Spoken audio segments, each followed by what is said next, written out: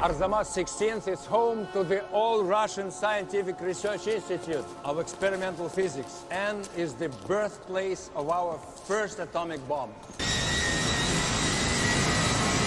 At approximately 0600 Moscow time, the Russians launched a massive artillery strike against Grozny, the capital of Chechnya. The shells contain an experimental chemical weapon.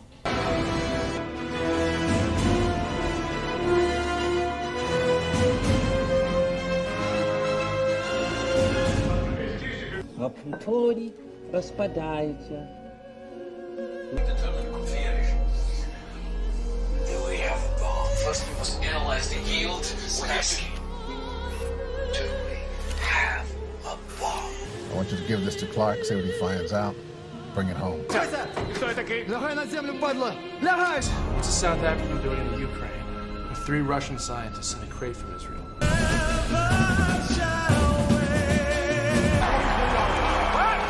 The bomb is in play! Baltimore! Sir! Ready! Let's go! Let's go! Let's go!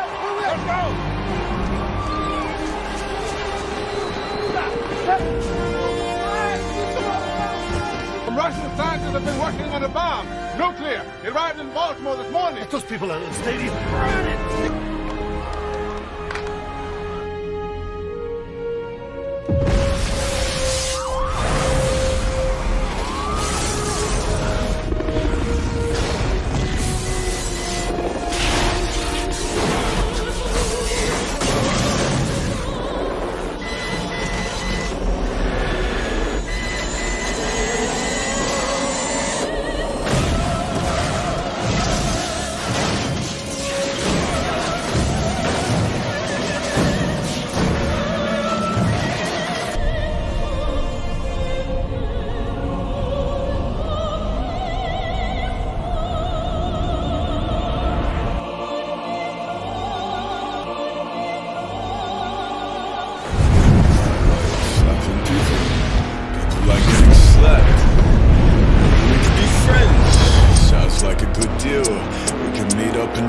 Absolute fuck out of each other.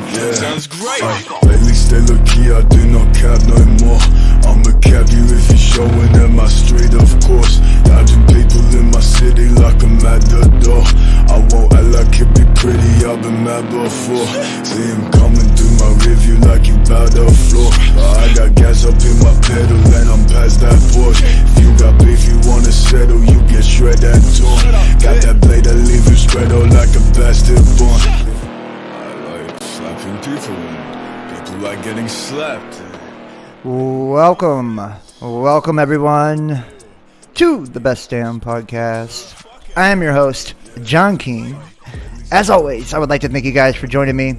As such, you please add, follow, and check us out. www.spreaker.com/show/Best Damn Podcast. Also, check us out, the Best Damn Podcast.tv. Follow me, Instagram, Best Damn Podcast, Twitter, The Real Best Damn. And whatever you're watching on, well, except for Facebook, you wouldn't be watching on Facebook because we're still not allowed to live stream. I'm not sure how long it's going to last either. I just, I wasn't paying attention when they gave me the strike or whatever the hell it was. So, yeah. But anyways, subscribe, follow, hit the like, share the link. That way everybody can see it because it's being hidden, that's for sure. And leave a comment. Let me know what you think. Also, consider donating and supporting. We get close to an asteroid tomorrow. Yeah, I've got some asteroid stuff as well, man. I've got quite a bit tonight. I've actually got a really good one. I've been working on it all day too. So yeah, donate, support, PayPal, Venmo, Patreon, Cash App, Facebook Messenger. All of the links are in the description below. I think it's below. If it's above, then in the description above. Thank you for joining me. Majestic Gift, Shelley Scott, Becca Morrison, Seeking Truth, Juniper Abbott, Gina Dysert, Art Darnell. It's getting crazy. It sure is. It sure is. Seeking Truth. Lynn McGraw, Stormwitch Skywatcher over on D Live says, damn, what an intro. Yeah, Yeah, Doreen Eades, Nancy Lewis, James Lowmiller, Metatron's Cube, Don Tedaton? Dude, I can't even, I don't know, man. You said a 6-month ban? That would suck, wouldn't it? That would really suck if it was a 6-month ban. I don't know, man. I've had so many of them on Facebook. I can't even count right now. Seriously. I posted the screenshots of it before, but there was at one point on my personal page where as soon as one would end, the very same day, they would hit me with another. So from I don't know, October of 2017 to November of 2020. I mean, I was on my last leg there too for a while, where if I got one more bit of trouble, I was done. But yeah, who cares, right? It's not like any of these social media platforms are actually allowing people to see the shit anymore anyways. So I don't even give a fuck about none of them at this point. Enjoying the ride. That's all we can do is enjoy the ride. Right here I'm showing some images of this recent eclipse, the Ring of Fire eclipse. Guys, I'm going to be getting into the Book of Judges tonight. I feel like I haven't done that one in a long time, or maybe some of you've never seen me do that one. We're going to go into that. We're going to be talking about the sum of all fears here, some different events that have been kind of unfolding pertaining to, some nuclear war, possibly global conflict. We're also going to be talking about some other stuff where it looks like they're actually getting ready to punch the gas on a lot of these different agendas, which, I mean, we're in this age of Aquarius and we got this energy where it's really unpredictable. It's an unpredictable energy. And shit comes out of left field, and that's kind of been the MO. I mean, as far as soon as the Great Conjunction happened, that's what I've noticed. It's one day things are cool, we're swimming along, and then the next day shit's just falling apart, and then you think it's all going to blow up, and then it calms down, then it's all going to blow up, then it calms down. It's like we're just kind of riding, the wave here of, the collective consciousness, and this is being manipulated against us. We talk about this quite a bit on this channel, how they are using our power of, manifestation and attraction against us. And, I'm not trying to propagate fear or anything like that by showing these type of things, but I'm trying to make people aware. All of those conspiracy bullshit, that you see people talking about, and they do everything they can to weaponize said term, and they do everything they can to make it look like people are crazy that believe in these things or that are talking about these things, but I can promise you it couldn't be further from the truth. It's to the point now to where, what was it? I was a little loopy yesterday, so I don't really remember much, but we were showing a video, the latest one on the Great Reset, and they were basically taking everything that could be used against them and flipping it around and telling you about it. This appears to be a nefarious plan for world domination. It's yeah, it does. That's fucked up, right? But they take it and they make it seem as if it's they're normalizing it, basically, right? They're normalizing it. They're getting you used to it. And obviously, they've got the predictive programming, in full swing. This was a strange eclipse here too, guys. I got some videos of it as well, and I've got some mind-blowing videos in the sky. I don't know if you guys remember the other day we had what looked like Morse code in the sky. It looks like Mr. MB333 picked up on the same thing. I don't know what the code was that he came up with.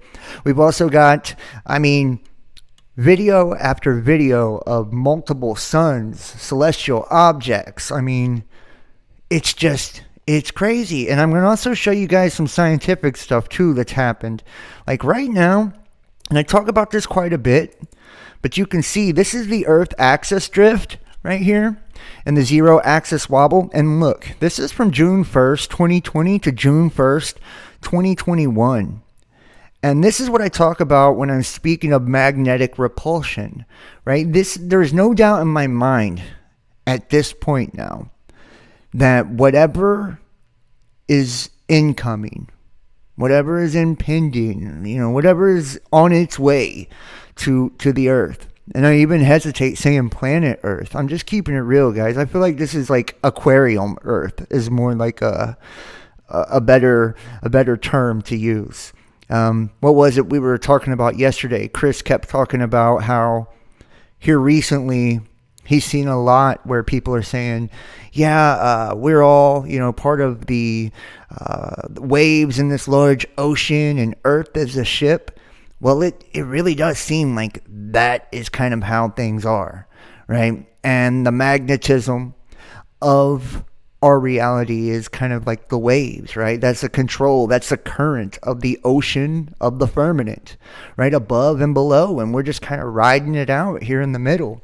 And everything seems to be hinged on what takes place here, right? Like we are kind of the center of at least this reality. There may be multiple realities, there may be multiple creations, there may be multiple Earths. I don't know. But I know that this one appears to be going for some type of super change. Like this change that we are going into now, I don't know if it's ever happened before. It doesn't look like it has, in my opinion. I mean, and I talk about this a lot, how every 300-400 years it looks like we get our ass handed to us by Mother Nature or Nemesis or whatever, right? God. But this time seems to be very, very different. Like whatever is taking place now, it's like a complete blow up of it all, right? Like one final boom, they're done with this project is what it seems. And whether that means it's just a separation of what we would call positive energy or light, going on to something higher, and the negativity or, the darkness staying put or going deeper into darkness, or it would be nothing after. I don't know. I honestly don't. But what I am seeing is that the Earth is doing weird things. Not just as far as like auroras and the different gases that are being released from under the crust, creating the lights. Also with the axis tilt and the perturbation that is appearing. And we showed a video about a week ago or something where a dude was talking about how he sits on his porch and, the Earth, literally, the sun, and he believes it's the sun moving, but it's not. It's the Earth. Has went it's about like 40 degrees off or something now. I mean, it's just a ridiculous amount. And then you see here, right? This magnetic repulsion. This is what I talk about, and I'll show you. It's called the chaos model. Actually, imagine that. Where it looks like something of a negative polarity. I believe a neutron star, or maybe a dwarf star, I don't know, something dark, is pushing on the Earth as it's approaching, which is causing magnetic repulsion. And here's your evidence right here. See the line for 2020, and then see the line a year later, 2021. That's a huge shift. I mean, a fucking epic shift in the way that we're wobbling. So much so that the mainstream media is now covering this. Now, let me hit you with the chaos model here so you can see what I'm talking about. Matter of fact, not just this. I mean, I've got so much on every single front. There it is. There's the chaos model. You guys have seen it before. I've showed it on this channel, but here is the actual website where you can get it. The Chaos 7 Geomagnetic Field Model. This is from 2019. I don't know. It's the 5th month of 2019. And you can see here, there's that negative polarity. See, they're showing you right here across the bar. Pink is positive, black is negative. There it is. Big round object with wings repelling the magnetic poles towards Siberia. And in the image you just seen, that's what that's indicative of, right? It's showing you the actual wobble on the axis and how it's drifting, right? So the Earth to and fro, reeling to and fro like a drunkard. And that's your evidence right there. And that's just the tip of the iceberg. That's why I believe they're pulling out all of this. The World War III crisis. Russian Navy carries out war games on same day the Kremlin intercepts U.S. spy plane. World War III fears have been ignited once again after the Russian Navy carried out war games on the same day the Kremlin intercepted a U.S. spy plane. Let me go ahead and get you guys some sound. Yeah, you appear to be good here. And sorry, my lighting is really shitty. I just been lazy and haven't replaced the light bulb. So, yeah, just please deal with it. Here you go.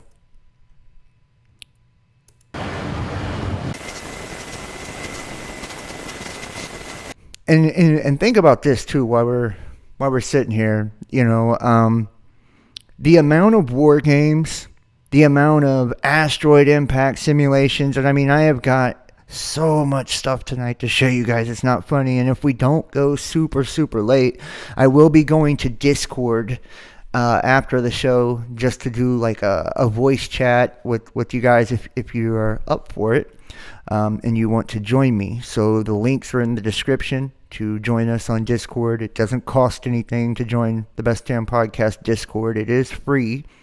But you see here, the Russian Pacific Fleet carried out a military exercise in the Pacific Ocean that involved 20 warships and several ships. The drill was carried out on June 10th, the day of the eclipse, right? How about that? To practice responding to a simulated enemy attack. And this reminds me of the War Scroll. I don't know if you guys are familiar with it, but it comes from the Qumran Scrolls, and it talks about the sons of light and the sons of darkness. And this end times war, you could probably connect it to Gog, Magog, the Battle of Megiddo, right? Like those type of things biblically. And it says that, I believe it says the sons of light or the sons of darkness are actually the ones who strike first. And we've heard so much stuff about preemptive attacks, about China building bases in the Atlantic. Matter of fact, Iran is in the Atlantic right now too.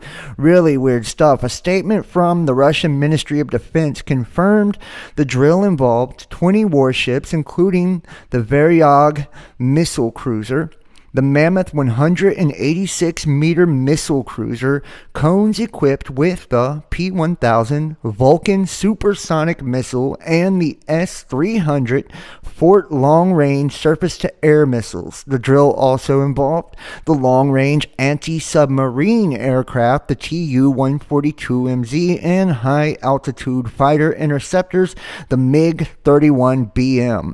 Footage from the drill shows off Russia's Air Force, submarines, and ships as they coordinated a search and destroy operation involving a simulated submarine attack.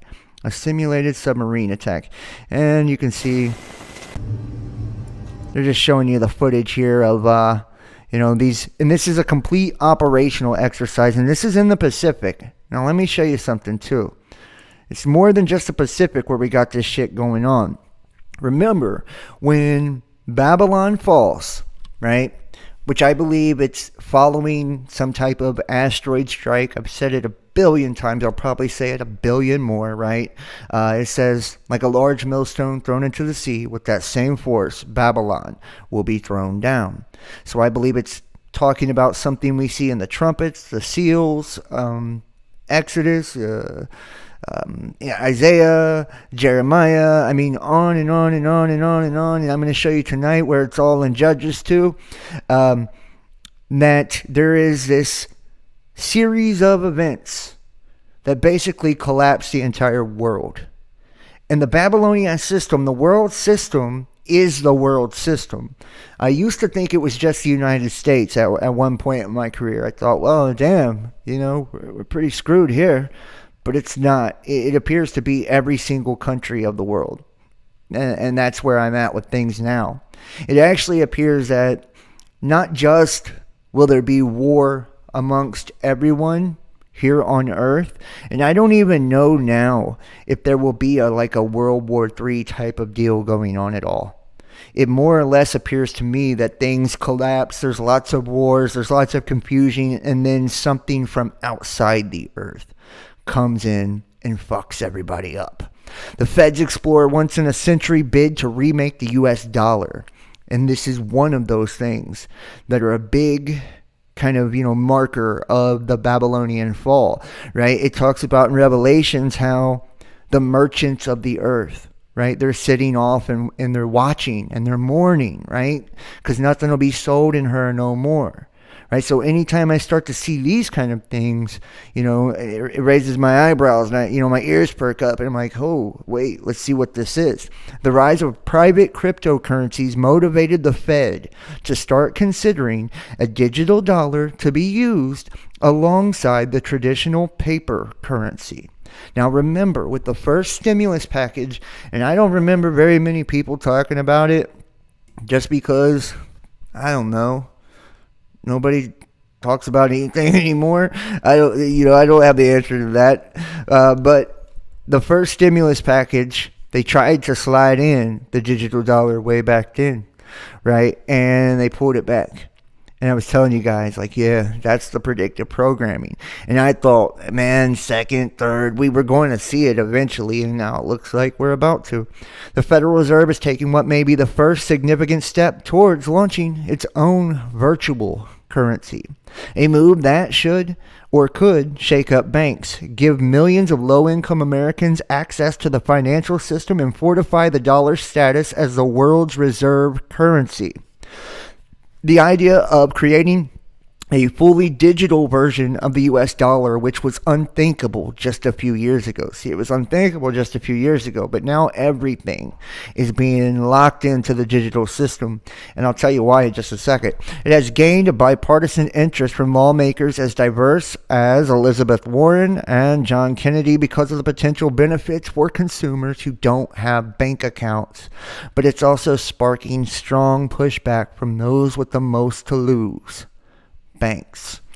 The United States should not implement a central bank digital currency, and that's that CBDC I've been talking about, simply because we can, or because others are doing so. The American Bankers Association said in a statement to lawmakers this week, the benefits are theoretical, difficult to measure, and may be elusive, while the negative consequences could be severe.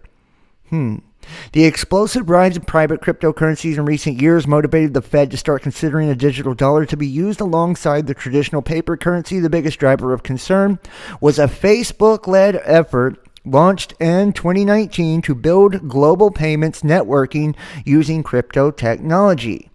Thought that effort is now much narrower. It demonstrated how the private sector could, in theory, create a massive currency system outside government control. And they're speaking about the whole Libra Diem shit. Now central banks around the world have begun exploring the idea of issuing their own digital currencies, a fiat version of a cryptocurrency that would operate more like physical cash, that would have some of the same technological benefits as other cryptocurrencies, and it could provide unwelcome competition. Now, just think about this too. It's talking about the digital dollars in a virtual wallet, and then to transfer them directly to someone else without needing to use a bank account. Right? They're saying they're cutting out the middleman, and that's why this is a great idea, and that's why this is going to, help poor people or low-income people. But it couldn't be further from the truth. The reason they really want to do this, I'm going to tell you this. One, it goes right hand in hand with the agenda we're seeing played out right now. Do you know the one I can't talk about, but I talk about all the time in my private shows? Oh, no, you don't, because you don't watch my private shows. Well, but those of you who do, that one, right? And how they are all putting us into a blockchain, essentially through that agenda, right? The ones who don't kind of kill off, right? So the ones that'll be left, they will be able to be into a blockchain system, just like what we've seen in the World Order 2020-666A1.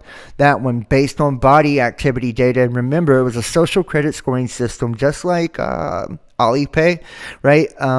That basically has a bunch of requirements that you have to meet to be able to participate in the system, and it's a reward-based system, just like your dopamine hits on social media. See how it's all just kind of coming into the same thing? Everything becoming the same thing? Like they're stringing it all together. And it's all this giant web to entangle you in it, right?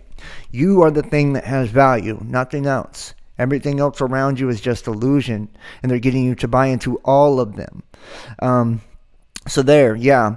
This is what it is, right? So this body activity data, we know how they would measure that because we know people that's went along with the agenda and some of the things that have been happening to them, right? And some of the things that people have shown that they can connect to certain things or certain things stick to certain places. And that's all I can really say because I want to be able to actually, go through this video.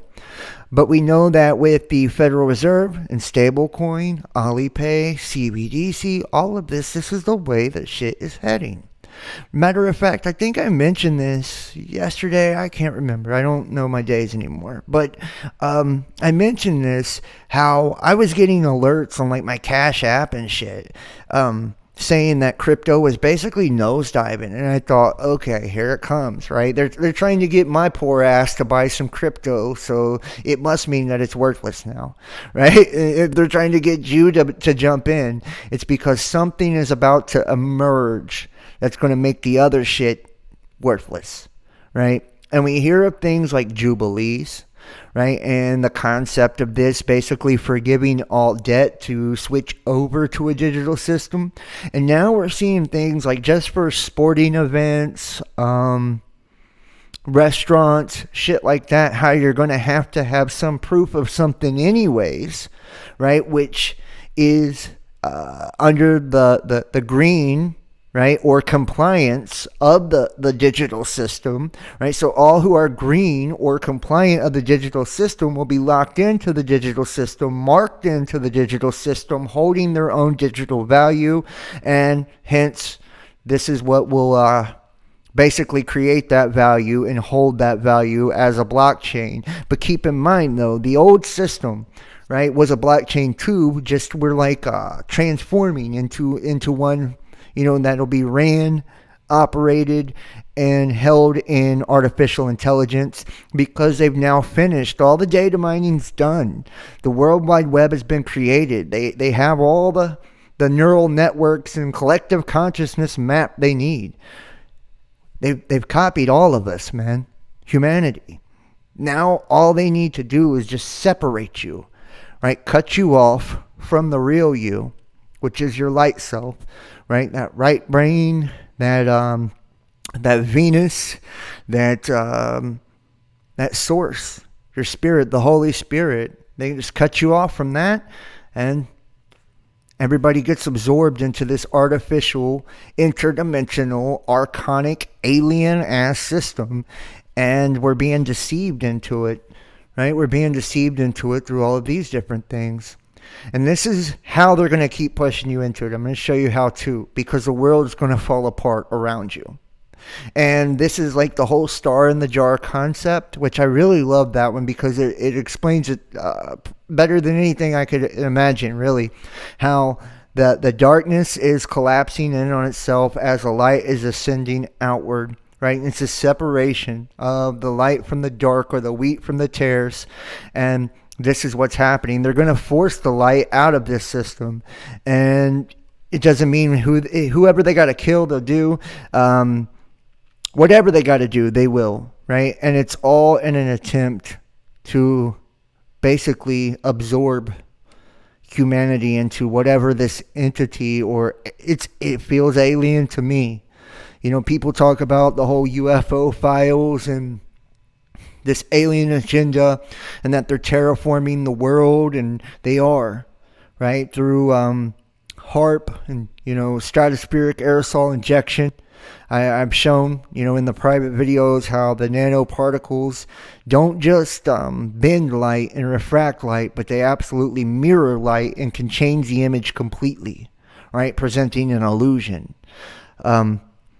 As well as we are breathing those fibers in. I've also shown what that does, right? Like the piece of meat and what happened to it after it touched the fiber, right? It was all through it. And how these fibers grow up through our nervous system towards our magnetic pole, which is our pineal, or the seat of God. This is all the abomination of desolation, the third temple. This is all of that. This is Israel being surrounded on all sides by enemies.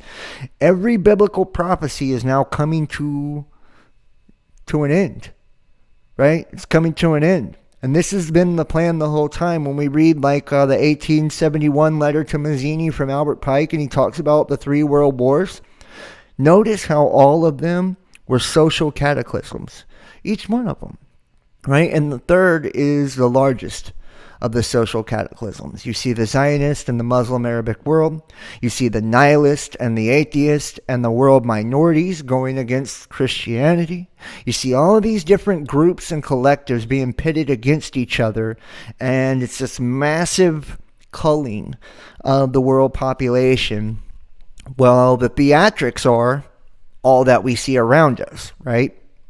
Russia, China, Iran, North Korea, U.S. military, Space Force, SpaceX, right? These are all the different puppets, if you will, right? This is just the puppet show. It's to distract you and get your attention focused everywhere around you while they meticulously, basically call the population down to only those that will capitulate and only those that can survive into the digital system. And as everyone is absorbed into the digital system, the world will be destroyed. There's no need to keep going once they have all of us. No need to keep going once they have all of us. And this is your signs right here that it's all coming to a head. Because as they're locking us in, and I want you to understand this, they go hand in hand. It's almost like God, the creator, built like a fail-safe within the system, okay? And what I mean by that is this, all right? If we are in a host body and we're half light, half darkness, the darkness has no power to create, only to mimic, right? Demons mimic, AI, machine learns, same principle. It can take something that is already created and manipulate or distort it and create an illusion like the jinn, the genie, the archons do, right? And what they're doing by pounding us with frequency after frequency after frequency is trying to distort our frequency so it can be absorbed. But it's like a double-edged sword, because as they distort, as they cut those astral cords and separate us from the light, which everything comes out of the light. The Spirit of God makes the physical, guys. It's just the way it is, okay? And it gives life to everything. You can't have life without it. It's only death, all right? And because that's what our power to create, to manifest, to attract really is our light, the more light they cut out of the system, the more light that they distort within the system, the more it collapses. And that's these explosions of energy like the star in the jar, right, that we're seeing. Swarms of earthquakes hit the Salton Sea area. The largest of more than a dozen small quakes within minutes was a magnitude 4.6 Timler. Salton, California, a series of medium-sized earthquakes hit the Salton Sea area in quick succession Friday night. The ongoing swarms of more than a dozen quakes epicentered near Nyland, including 3 greater than a magnitude of 4.0. Magnitude 4.6 quake struck southwest of Nyland at 9:39, just 12 minutes after a magnitude 4.0 quake struck in the same area. According to the USGS, a magnitude 4.1 struck again at 9:49. Residents across Southern California reported the shaking. The town is also near the San Andreas Fault, but Jones said that the initial swarm wasn't close enough to the fault to raise concern, said seismologist Lucy Jones. Tonight's swarm is closer to the San Andreas, but still not in triggering range. All 4 shocks in California have been within 10 kilometers of their main shock, and most were within 3 kilometers, Jones tweeted. This is still 20 plus kilometers away. The uptick in quakes follows a week of hundreds of small quakes in the area. There were 603 tremblers over the last weekend alone. The largest of those quakes was a magnitude of 5.3 on Saturday. A potentially bigger quake is always possible to be triggered by any quake, and it happens 5% of the time, said Jones. And see, and this is what I mean. If we think about that whole collapse, explosion, right, and all of this transference of energy that's taking place as our sun is releasing massive amounts of energy, our magnetic field is taking on massive amounts of energy, and that's why when we were looking at the chaos model, that's what's happening, right? The chaos is ensuing because this is like the grand finale of energy exchange right here that we're witnessing here on Earth, and it involves us. So out of all of these faults, right, that's all through this magnetic field, as it weakens, we receive more and more energy, more and more cosmic rays, more and more radiation, which are all just energy, period. Whether it's light, sound, it doesn't matter. It's all frequency. And as this happens, more and more are released out of the earth, and more of the system will begin to collapse, because I believe what's holding it all together is being taken away. The harvest, to me, might not be this one big giant event. We might be in the harvest in this moment right now, and the harvest may not be anything that you think it is at all. We all talk about a judgment day and shit like that. I wonder if judgment day, and this is just me thinking out loud, I wonder if judgment day is like after they have basically destabilized this reality to the point to where, you know, everything has been separated from each other, right? There's only a small bit of light left, and it's completely separate from the darkness. And they're ready to just implode the whole thing and take what's left. And I mean, I don't know if this will even make sense to some people. I mean, it's really kind of out there concepts. But guys, whatever is going on here, it's really starting to appear as if we are like a science experiment or something. And I mean, I don't want to be kind of doom and gloom and negative, man, but I'm having a hard time finding where any of this is going to benefit humanity in any way at all. Like, at all. Is there any escape out of this system at all? Either. You know? Have we just been tricked into thinking that we're people, beings at all? Right? Is the whole concept of an individual, what is that? You know, or is there really any such thing as individualism or individuality?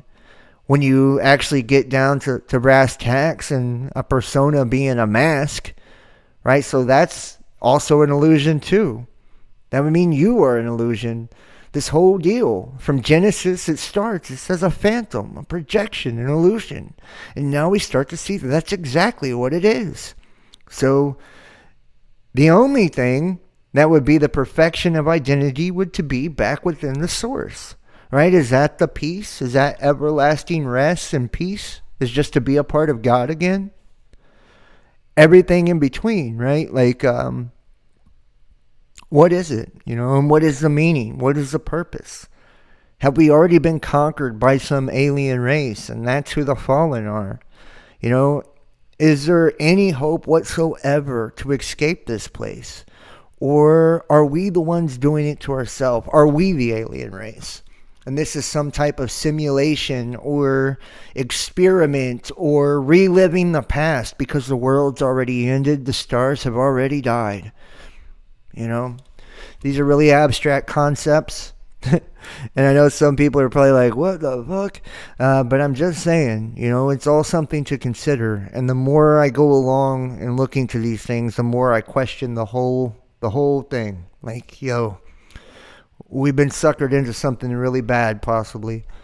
And I don't know if there's any reversing or escaping any of it at all. Especially if we're the ones doing it to ourselves. Giant blinking stars spotted near the center of the Milky Way galaxy. Yep. A giant star blinking near the center of our Milky Way like a stellar beacon. According to new observations by astronomers, the star is located more than 25,000 light years away from Earth, and it's known as VVV WIT-08. The star dimmed so much that it almost disappeared from view as astronomers observed it over time. And this is another thing. They talk about the black holes at the center of the galaxy, and now you see here the observation of the stars led researchers believe it may belong to a new class, a blinking giant binary star system. It's like, oh shit, they're getting ready to reveal the whole Planet X stuff, but how? But how's it going to come out? Which way are they going to do it? I don't think we're going to get an announcement on anything, and I don't think any of it is the way we probably thought at all. The U.S. military keeping an eye on Iran's Navy sent to the Atlantic to protect interest. And this is a weird one too, right? Iran in the Atlantic, especially considering some of the things we've seen about China. One's turning inbound. Yeah, I got the flares. 252 WCO track aft biac turning inbound at this time.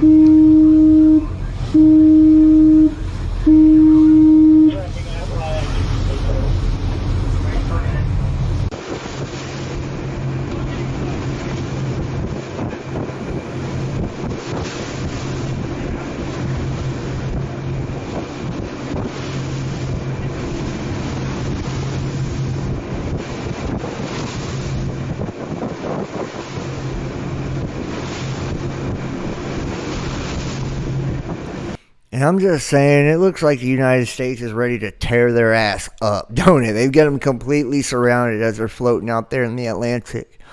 And it brings me back to where all this began, where the horsemen started to ride out, right, with the C-19 and Atlas. That's where it brings me back to. Atlas meaning of the Atlantic, and we've seen the whole C-19 shit and what it's done and where it's taken us and where we're at with all that. And goddamn, it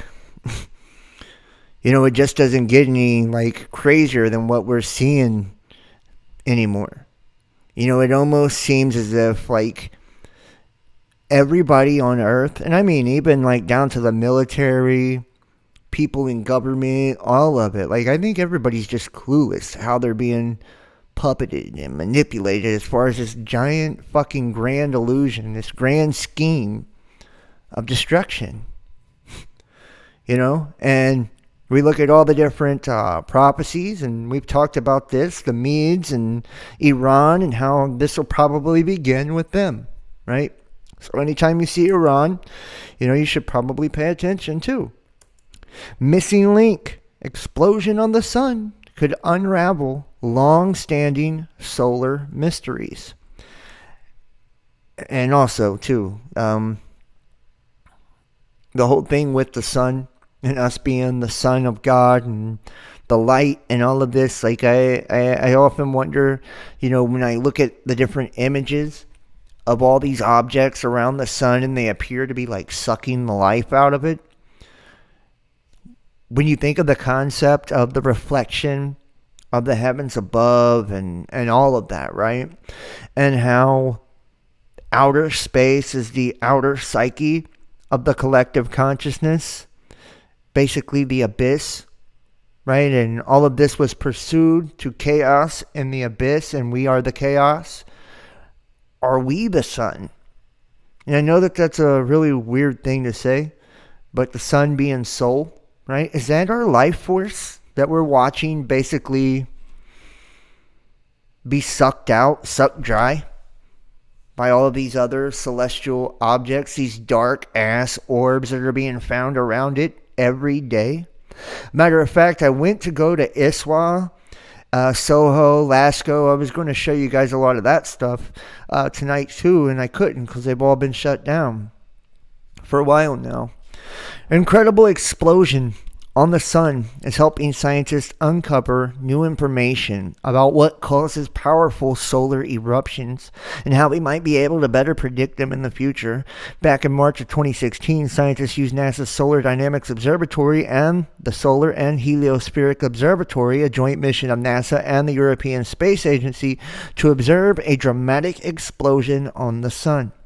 The event showed characteristics of 3 different types of solar eruptions that usually happen separately but uniquely occurred together this time, according to a statement from NASA. Now, because it included many different types of events at once, scientists investigating the explosion in a new study think this strange phenomena could reveal what causes all types of solar eruptions. This event is a missing link, where we can see all of these aspects of different types of eruptions in one neat little package. And it drives home the point that these eruptions are caused by the same mechanism, just at different scales. And they're literally talking about typically three different varieties of eruptions that can take place on the sun: coronal mass ejections, or CMEs; jets, or partial eruptions. CMEs and jets are explosive and blast particles of energy and out into the waters of space, not the vacuum of space. And jets are ejected as thin beams of solar material. And CMEs create a massive bubbles of material that are pushed out by the sun's magnetic fields. Unlike these two partial eruptions originating the sun's surface but don't make it all the way out into space, the material that erupts just falls back onto the sun. And it says that the material erupts from a magnetically active region on the sun's surface, according to the statement. The ejection was too big to be considered a jet, but not quite big enough to be labeled a CME, and soon after the eruption, cooler surface material began blasting from the same place before falling back into the sun. The event seems to have characteristics of all 3 different types of solar eruptions, so scientists think they could all be caused by the same phenomena, and therefore, by finding the mechanism behind this event, they could explain the origins of all solar eruptions. And dude, this is what I mean. Let me show you. Right here. And I've got actual images from Cactus. Massive CME that just took place. And I want you to just pay attention to, and why would they hide it? Why would they hide these objects that are next to the sun that are causing these massive fucking blasts of energy? You know what I mean? Is it because of Planet X? Possibly, but does it go deeper than that? Is that just the surface? Doesn't it seem, and look, you can see here, there are round objects right there next to the sun as these eruptions are occurring, And these objects appear to be a different polarity than the sun, too. Are these like parasites? Parasites. And where the universe is U-inverted, are we witnessing these parasites destroying our light just out on our star because we are our star? If that makes sense. Just saying. Something to consider. I'm sure people will call me a psycho for even saying these things, but there's definitely a connection with our sun and our light that's within us. The whole story of Christ and everything, guys, it's sun worship. That's what it is, right? He rose again 3 days later and all of that. They're talking about the sun, soul, And when we think about how, in the Emerald Tablets of Thoth, how it talks about the children of the light or mankind, and basically they started the worship of a lower star, right? A lower star. I think that this lower star is a Dark Lord or, Satan or the dragon or whatever, this neutron star. And we have somehow been been captured by this fucking thing in whatever way, and it's just eating our sun away, which is eating us away. And that's why Kronos, who eats his children, you think of all of this, and I'm about to show you here in the book of Judges too, some really weird shit, man. And it's all connected. Everything, in my opinion, is connected. So let me just get to this first, and we'll save this for a minute later. But this is all Jupiter that we're seeing here from the indigenous people. All showing the same things, right? Marduk, Gilgamesh, right? The same stories that we talk about here all the time, right? He's given a rod, right? Rule the nations with an iron rod or an iron scepter. Mercury, this final conflagration, is that what we're witnessing now? And as you can see, there it is. There is its moon. There it is. So, that is one of the moons in the Nibiru system. Wow, what a capture. This one, they don't think it can get any better, you know what I mean? That last video was just fucking badass, infrared, and now look, just look how crystal clear it is out here today. Look at these skies. It's just beautiful out here today. What a gorgeous day for viewing. So, wow, there you go. There is Nibiru and there is its moon. And I don't know if that's Nibiru and its moon or whatever, but that's something for sure, right? That's something for sure. And this kind of feeds into the whole holographic projection shit. Which one is the hologram and which one's being projected, right? The front one or the back one? We know that Nibiru appears to be a red light. Is this just, nemesis and a projection of light through the nanoparticulates that's creating the light out front? Like the same type of concept that we see with our sun now, how it's kind of flashing and flooding out against the magnetism of the nanoparticles, right? I think so.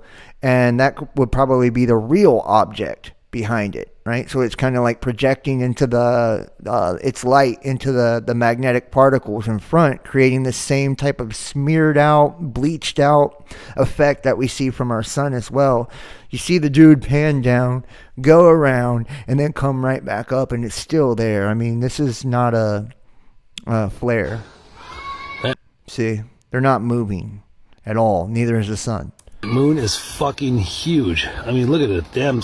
Look at the size of it comparison to the sun. Look at the sun. Yeah. He says the moon is fucking huge. Yeah. And you compare it to the sun. That's what I mean. The real object, like the red cracked object that we see, which I believe is the moon too, around the big giant striped planet, which I don't know where that is within this image. I don't think it's showing at all, matter of fact. And then this right here. See how the sun's doing like this bleached out little dance here? Right? The light's coming off of it. And I believe this is from the nanoparticles. Just like I was talking about, how they create this mirror effect, right? And where they're up into the ionosphere, it's actually taking the light and basically making it so bright, like flooding out the sky to where you can't see what's behind it or in front of it or around it, right? And that's why the sun looks all bright like a artificial light and weird. It really is the sun, but it's the light bouncing off of the ionosphere and the nanoparticles. Same thing, right? And that would be its projection in the front here. And this is why the whole Sky Dome Atlantis shit is really cool, because it allows you, with the whole crystal ball thing, to bounce the light off of a series of mirrors to be able to actually see what's behind the projection. Wild. Another one right here. And this, they believe, is the blue Kachina. I believe in this one. And look at the hexagonal shape of the sun in this one. Really strange. It's got like a hexagon shape to it in this one. I don't even know if that's the actual sun. Just keeping it real.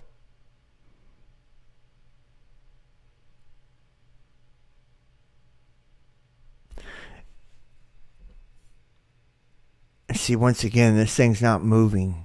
You see? Like, it's not moving. It's just sitting there. Right above the sun. If that is the sun. And see, it's got that bleached out, flooded out look to it as well. Once again, you can see the angles. The light shining off of each of the angles. It's got that honeycomb look to it. Just like we see with the simulators. It's absolutely fucking crazy.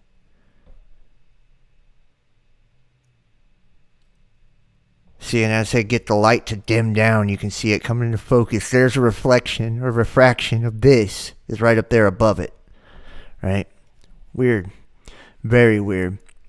And what are all these objects? You know, what are they doing? Are these possibly, and this is another one too. Lady captures this out in the sky and says it's not a star. It's not SpaceX, and look at it, watch. It looks like a giant fucking pixel or something. It's weird. I don't know if it's just her camera or that's the way it actually looks. Right there. See? A giant ass pixel. Crazy shit, man. I'm telling you what, guys. We're about to be like... Probably... the whole men's heart failed him for fear type thing. It's starting to get new meaning to me, man. Like, we may be really, really terrified at what we find out when everything's revealed. And then again, we may not. And I had this pulled up on another one, but I'll just show you since I've seen it right here. Check this out. And this is what I meant to also. Which one's the actual sun? Okay, remember, when I talk about the... recurring micronova, right?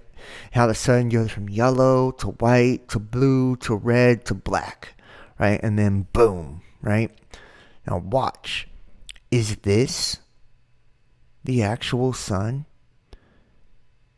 It's like dying in red and shit from all of these objects that are around it, pulling its energy out.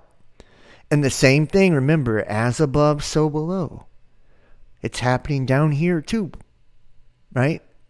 Earth is our third eye collectively. It's a giant eyeball. Third eye collectively. You see all the churches and synagogues because those are temples. Those are altars. Idols. Right? That have been built within ourselves. Right? In our minds. Right? And that's why the whole MK Ultra fracturing a person. That's what it's all about. Right? And that's the macro, right? And within us, okay, the same thing. These nanoparticles and how they grow towards our temple, right? Destroying it. Destroying it. And we're all being cut off. Our astral cord, our astral self, we're being snipped away from it, right? Which is our light. So our light would be getting dim. It's being absorbed, right, by the distortion, right? The moon, Levin, Sin, acting as a satellite in what we call the Saturn moon matrix, right? Amplifying that signal of oppression, right? Keeping us in a low vibration, emotional state. Why? Because emotionals are the transference of spiritual energy into a physical exertion or a physical manifestation of said energy, right? And parasitic entities, demons, personas, masks.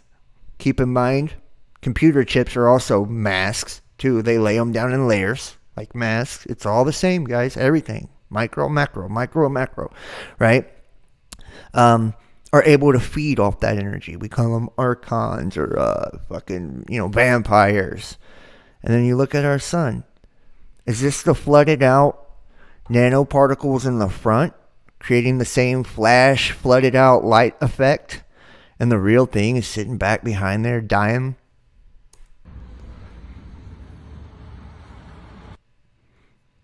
Show that one more time. I'm serious, y'all. Like, I'm being dead serious. Is it so hard to believe that if we think of stars, and this is just a thought, if planets aren't real, okay, and everything is stars, including the Earth, its sunspots like a star are hurricanes, cyclones, tornadoes, right? Its CMEs are volcanic eruptions, earthquakes, right? And the Earth is actually doing the same thing the sun's doing right now too. I showed you guys an image of the Earth and how, Jesus, how in Worlds in Collision, which if you haven't read or you don't own, I don't know what's wrong with you at this point. It's seriously, it's like a handbook to this shit. Catastrophism, and how Worlds in Collision talks about in the days of old when the destruction came, whether it be Venus, the comet planet smashing our ass, or Mars in his sword of fire and his shadow of pestilence, or the red comet, red planet dragon, or the hurricanes. I mean, there's been a bunch of them, that the Earth would turn red. And then recently, there was articles talking about how the Earth is starting to look like Mars, right? And we see a lot of the same shit going on where they say, oh, Mars looks like Earth. Earth looks like Mars. Is the Earth turning red like the sun? Right? Because it's just a projection, a mirror image. One and the same, right? And there it is. Yeah, I already had it pulled up. It was the next video.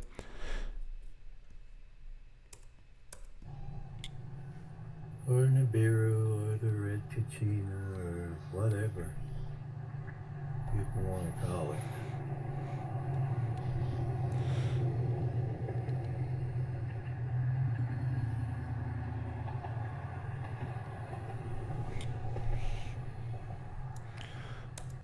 And think about it. In the Bible, it talks about John, right? And I just did a show about this, right? And how it basically means blessed by God, and it was talking about to basically to serve those that are inferior, right? To serve those that are inferior. And I was talking about how we're all that when we're in Christ. We're in light. We're serving the lesser around us, right? And it was saying how the dark had not mastered it. Is that the story of what we're seeing in the stars, man? The dark trying to overcome the light by absorbing it, right? And the light has now lowered itself beneath the darkness to allow it to happen. Like, I am really struggling here recently with the big picture and what it all means. And I mean, don't get freaked out or anything by some of the things I'm saying. I'm just, I'm like you. I'm just a curious person. But I honestly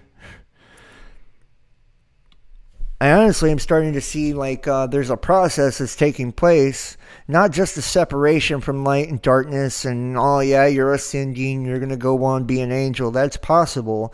But how many real people are there then? If that's true, okay, and if people ascend and they go on to a new heaven and a new earth, that's true, and 144,000 and all of that good shit, 12,000 from each tribe, all right, if that's all true, and that's what happens, well, then that would mean like damn near 99% of the people on earth are dead, darkness, and not even real. That's what that would mean. If that's how it plays out. If this whole process is purification to create new stars, then we would be those stars. And there would only be a couple of us. Not a bunch, not a lot, just a couple, just a few. And everything around us would be fuel to create said star. And that's what's happening, is like this separation or purification of energy to get to this pinnacle, this cosmic event, this explosion, to birth a new star. And like Velikovsky, those cycles, right? Those cycles, each planet that was created, are we like a new planet being created now? You know?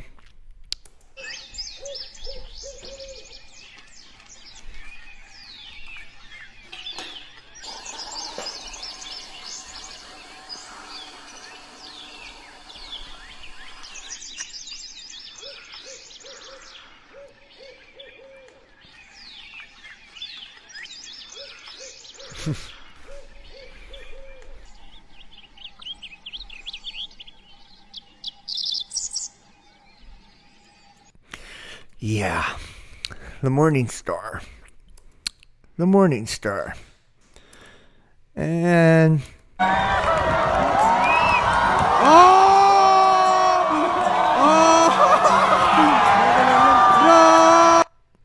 there's a ring of fire.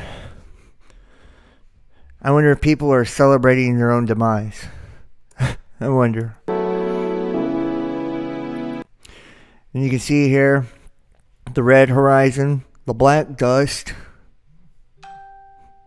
You know, it's like the sun burning up or something. I mean, I would love to hear your guys' thoughts and theories on some of this. I mean, look at some of this shit. Look at that. What is that heavy, dark material burning up? What is that? It's not just a chemtrail right there, dude. Not at all. That's heavy. Look at that. So strange. And if you think about it, like the concept of asteroids and shit doesn't really hold a lot of water either anymore. Because a closed system like what we would exist in, this would be like plasma. The darker, fiery, smoky looking shit would just be like a negatively charged plasma. And then when you see the bright glowing, it would be a positive charge. I'm sure some people think I've lost my shit by now, which that's cool. I probably have. But you see, like, it's just skipping across the screen here. And the different variations or the different colors, iron oxide, these different gases, these are just different energies, right? Different frequencies of energy too, you know, that create a gas, right? It's just a physical representation, like an emotion, same thing. Like everything is playing out. It's like, it's so wild. It's so weird. And we're so much a part of it.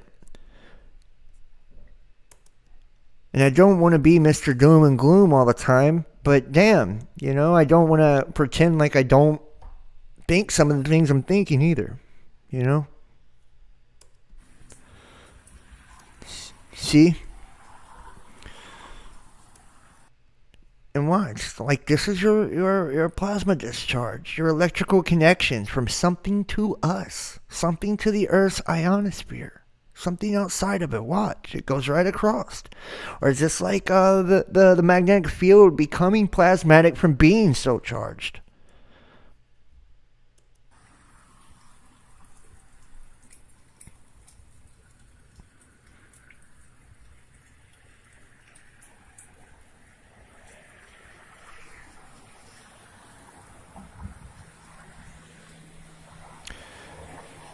And remember,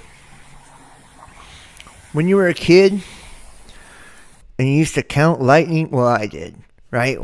Lightning and thunder, you could tell how close the storm was. 1,000, 1,000. You could see, you know, like how close the storm was.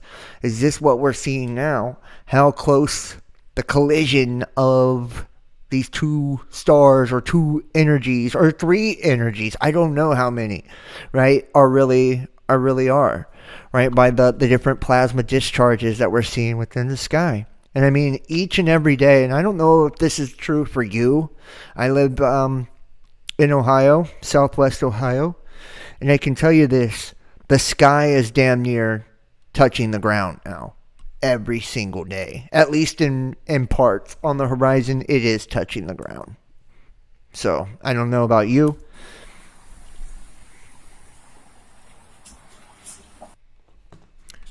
And there's actually a couple of these.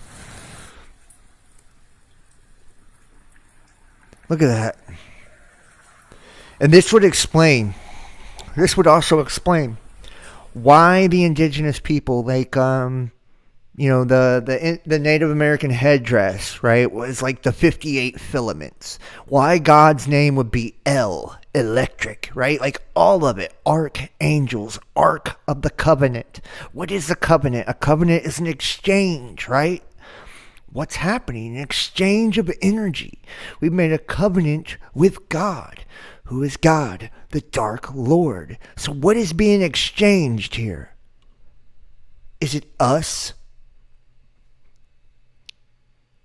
OCG in the house. Okay. Samuel Hoffman, Rebecca. Okay. Sorry about that. Great video, dude. Okay. Yeah. But there you have it, man. I mean, I know this is like some sci-fi fucking shit, but I'm just saying, man, it's something to consider. In this, once again, now watch this. People are going to say UFOs. No way. No fucking way these are UFOs. This is what they're doing to me.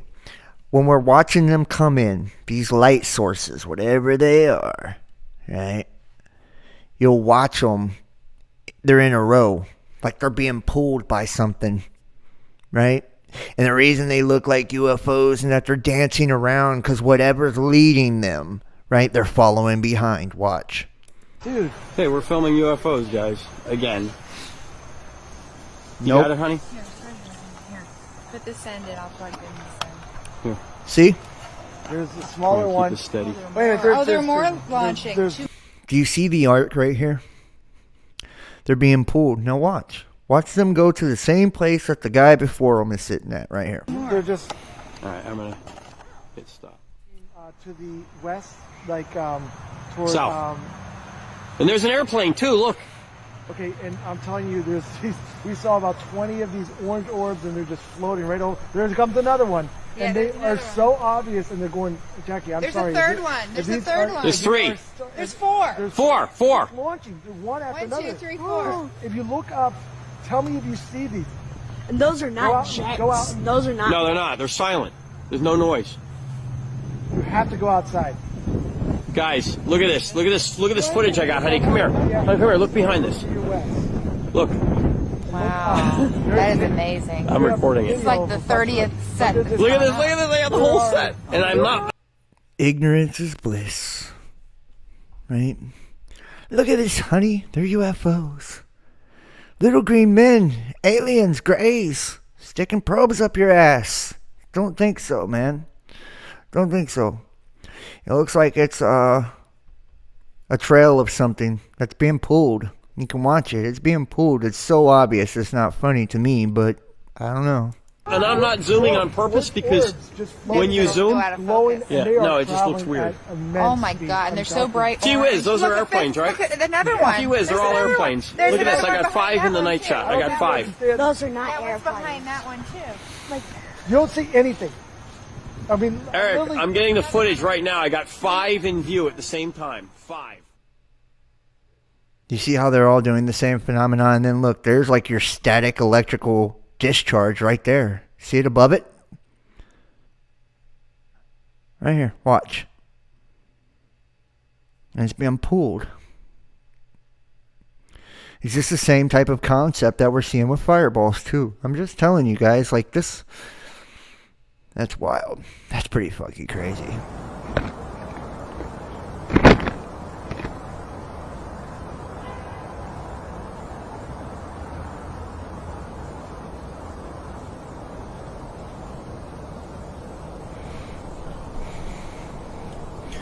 And what are they called? The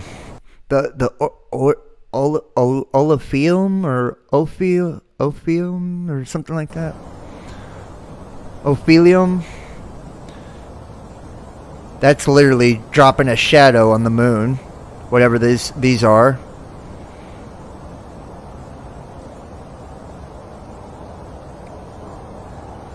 Ophirum or whatever. You guys know what I'm talking about? Like the circular angels.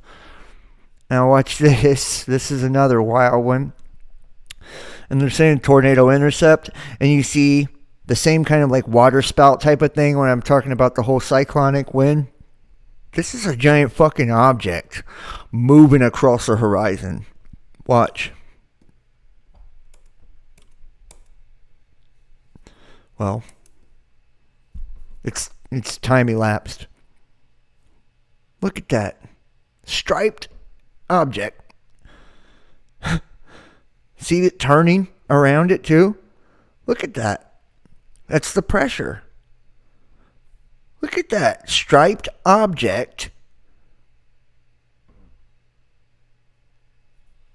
Is that not fucking crazy, man?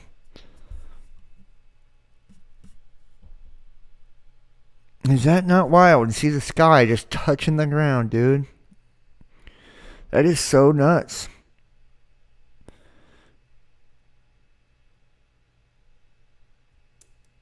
So nuts, man. Seriously. We live in a wild ass time, y'all. A wild ass time. And I'm going to show you too.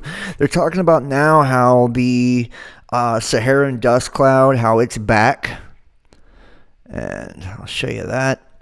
The solar wind incoming, high speed stream of solar wind approaching Earth, ETA, June 15th and 16th. The gaseous materials flowing from the southern hole in the sun's atmosphere and could spark high altitude auroras when it arrives. The termination event. Something big may be about to happen on the sun. We call it the termination event, says Scott McIntosh, a solar physicist at the National Center for Atmospheric Research, and it's very, very close to happening. If you've never heard of the termination event, you're not alone. Many researchers have never heard of it either. It's a relatively new idea in solar physics championed by McIntosh and colleague Bob Lehman of the University of Maryland, Baltimore County. According to two scientists, vast bands of magnetism are drifting across the surface of the sun. When oppositely charged bands collide at the equator, they annihilate or terminate. There's no explosion. This is magnetism, not antimatter. Nevertheless, the termination event is a big deal. It can kickstart the next solar cycle into a higher gear. To me, I don't know about that. I don't know what kind of fucking effect that would actually have, just keeping it real, right? But we know this whole, colliding of, magnetism. We're seeing a lot of that, right? And is this going to be what actually reverses the magnetism here on Earth, right? Is that going to be enough to reverse here? Or is it going to create such a high gear in the solar maximum that, we just get, blown away by these CMEs and solar flares? They're saying that it could be something very insane and shifted into, just intensity we may not even be ready for. And when you look at how, just like Kamala Harris the other day, she had to land her fucking plane. That's from electrical malfunction, right? All the planes up in the high atmosphere, that's why it's happening to them, because of the magnetics. And you see here, man, we're moving really close to this conflagration, in my opinion. Look how close the planets are getting, guys. Saturn, Jupiter, Neptune, Uranus, and then bam.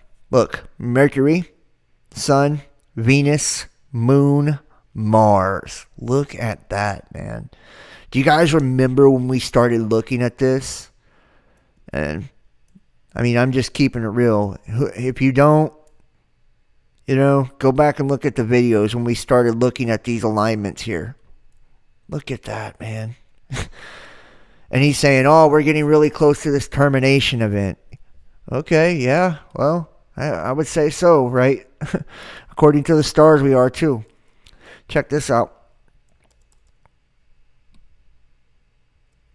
NASA approves asteroid hunting space telescope's continued development. The telescope helps NASA detect near-Earth objects, which are asteroids and comets that come within range of 30 million miles of the planet's orbit. Earth's defense against the dangers of asteroid impacts have taken another step towards NASA approved the continued development of the Near-Earth Object Surveyor Space Telescope. Coming after its successful mission review, the telescope helps NASA detect near-Earth objects, which are asteroids and comets that come within a range of 30 million miles of the planet's orbit. This comes after NASA's effort to detect at least 90% of all NEOs that are larger than 140 meters or 459 feet in size, and so far they've already detected around 40% of them. Each night, astronomers across the globe diligently use ground-based optical telescopes to discover new NEOs, characterize their shape and size, and confirm they do not pose a threat to us.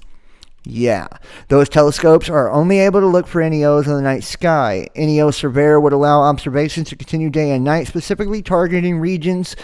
And look, one of these projects are also part of the Double Asteroid Redirection Mission, which they just did this too, man, with the DART shit. Basically simulating, deflecting an asteroid. And then we've seen the simulation with Apophis as well.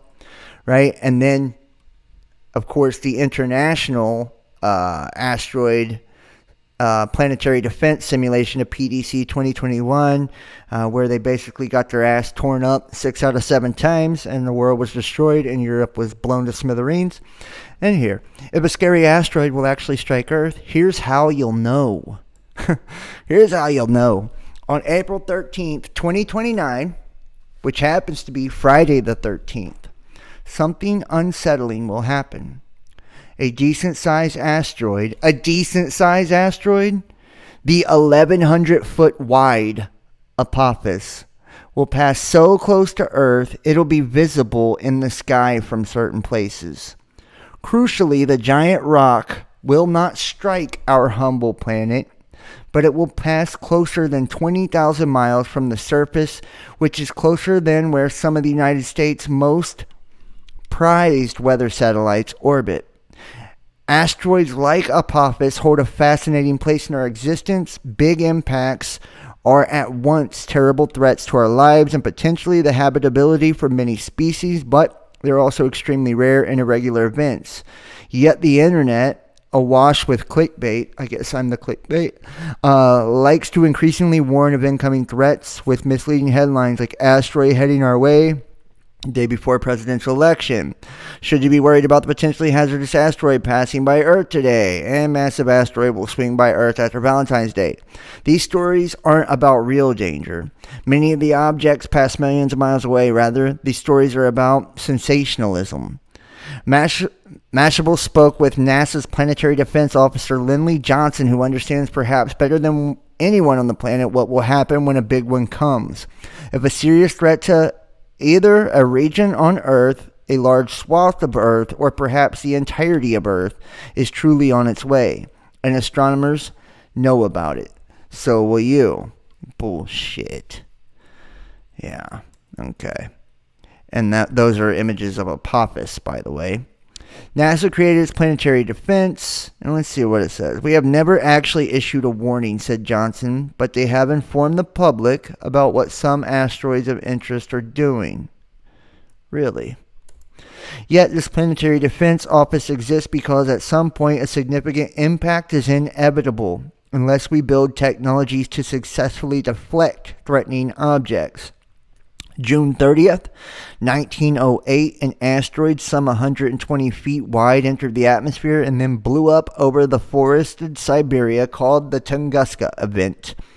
The resulting shockwave mowed down trees. People 20 miles away were thrown into the air 40 miles away. The blast threw a man from his chair. Can you imagine? They're just sitting back, kicking it, and all of a sudden you just get blown 40 fucking miles away. Like, such a blast could harm or devastate an urban area today. That would be a serious event. And today there's a strong possibility that we would detect it beforehand. Yeah, like the strong possibility when they add a bunch of them after they pass, or like an hour before they pass. NASA and other agencies do detect objects much larger. And so are they going to tell us here? Like, okay, close encounter. Close encounter means the space rocket isn't going to strike Earth, but NASA thinks it's still deserving of the public's attention. Potential impact. Something larger than 30 feet across with a greater than 1% chance of hitting Earth. A crucial part of the process is telling the White House and other government leadership not only that an impact is likely or possible, but what an impact will do. Many factors are at play. The Tunguska rock heating up as it traveled tens of thousands of miles per hour through Earth's atmosphere exploded in stark contrast. A larger asteroid, 100 to 170 feet wide, survived the atmospheric plummet and left 600-foot deep craters in Arizona. 50,000 years ago, my ass, dude. And a similar size impact today could destroy a city the size of Kansas City. So they're basically not going to tell us what would actually happen. Yeah, great. Okay, and NASA's analysis, Earth is safe from asteroid Apophis, 100 plus years. Yeah, okay. Where am I at here with this? Here we go. The next 5 asteroid approaches. And the first one, it is 2021 LC4 on June the 12th. 244,000 miles is its approach, and approximate size is 55 feet, a house size. The next one, also the 12th today, 2,630,000 miles, and its airplane size, this is 2021 JM6, 120 feet. Next one on the 13th, we have 138,000 miles, which says pretty damn close, 29 feet, approximate size, 2021 LO2, bus size. Then on the 16th, this is a weird number, ain't it? 555,000 miles. And this is 2021 LY4, 68 feet, airplane size. And I love how they put airplane size for two of them, but one's 30 fucking feet bigger than the other. 1,110,000 miles per hour on the 21st. And that is 92 feet across, also airplane size, 2021 LE4. And this is the Asteroid Watch dashboard. And here, let me go ahead and drop this in the chat for you guys. I think this is pretty cool, the Asteroid Watch dashboard. I like to use it just to check on what's coming. Yeah, Kansas City, randomly, non-random. Boom.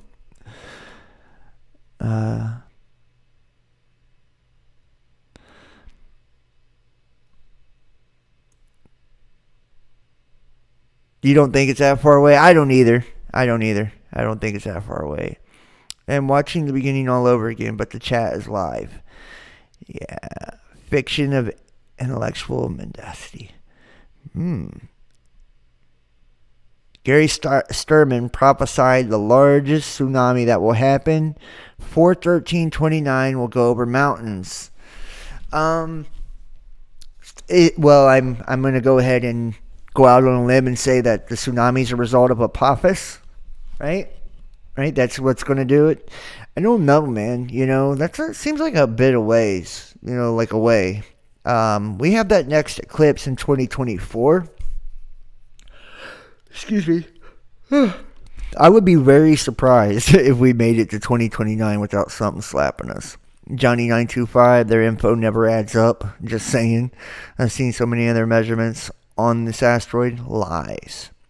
Yeah. Well, welcome, Javier. He says, just got air. Yeah, I agree, Johnny. I think they make the numbers up. I'm just keeping it real with you, and I know, science fucks don't like to hear me say these kind of things because they think I'm a science denier.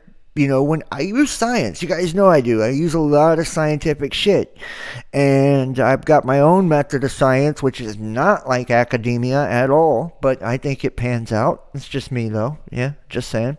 But I think that they make these numbers up. And I think that they're actually more, and it sounds really weirdo, but, you know, like, it's witchcraft, right? So, like, they're picking a frequency based on a number, and they will associate the letters that they need, or the words that they need, and the cities that it will pass. I mean, this is just the type of shit they do. Once you really get into witchcraft, especially Kabbalah and magic and all of this, you understand. You like, because you know how to do it. You're like, damn, bro. Like, that's all everything is. I mean, even the Bible, even religion, it's all witchcraft. It's all magic. So it's really just the intent behind it, honestly, right? Like, my magic is what I'm doing right now by speaking to you. I'm spelling you, right, with my words. And it's not that I'm intentionally doing anything like that, but I can't help it. We are magical beings, right? And my titles, my images, right? I'm channeling through a YouTube channel, right? Broadcasting,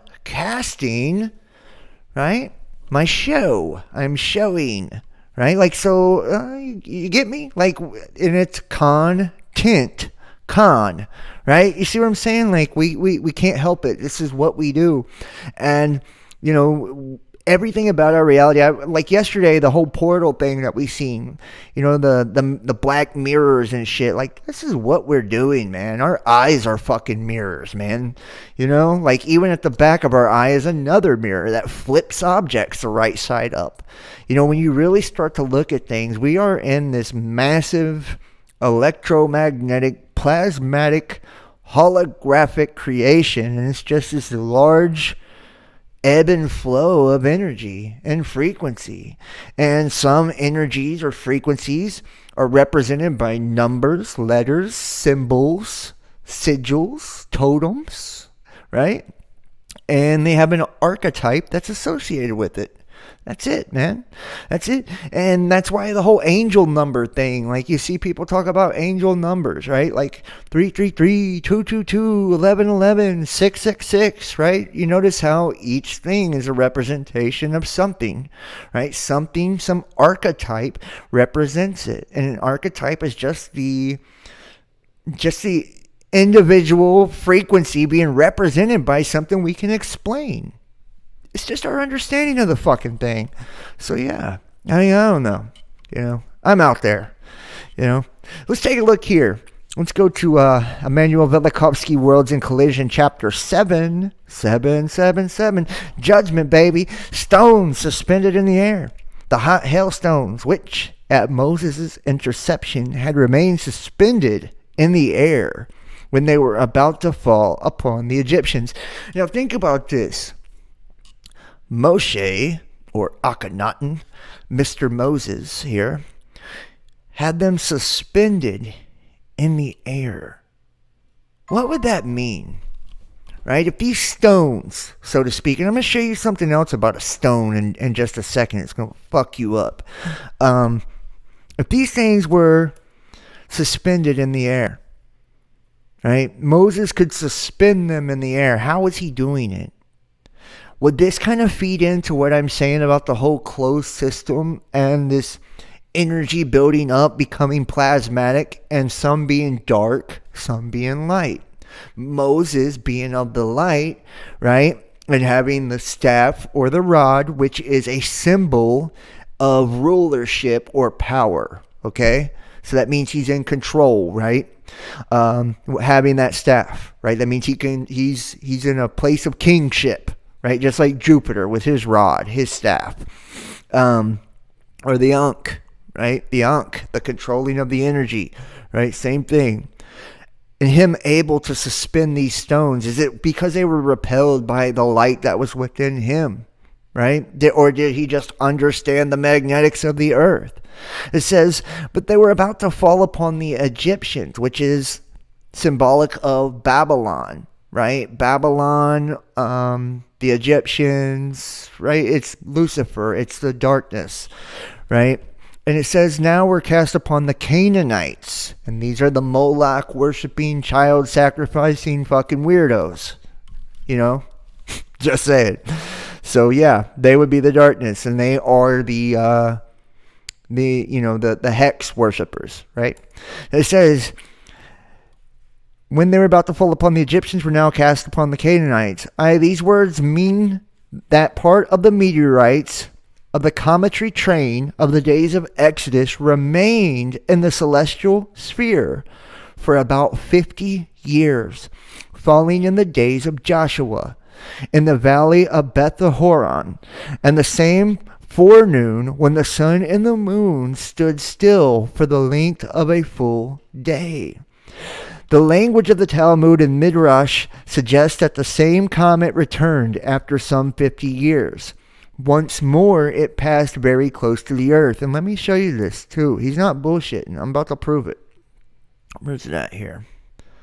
About to prove it. He's not bullshitting. Watch. Right here. Boom. Look. The whole 50 fucking years and everything. It's right here, dudes. Where is it at? Josh's long day. Look, 55 years apart. Exodus of Egypt. Joshua's long day. What's that say again? 55 years apart. Boom. This is why I love Velikovsky. He's a beast. All right. And the language of the Talmud and the Midrash suggests that the same comet returned after some 50 years. Once more it passed very close to the earth. This time it did not reverse the poles of the earth, but kept terrestrial axis tilted for a considerable length of time. Again, the world was, in the language of the rabbis, consumed in the whirlwind, and all of the kingdoms tottered. The earth quaked and trembled from the noise of thunder. Terrified mankind was decimated once more, and carcasses were like rubbish in the day of anger. On the day when this took place on the earth, the sky was in confusion. Stones fell from the heavens. Sun and moon stopped in their paths, and a comet must also have been seen.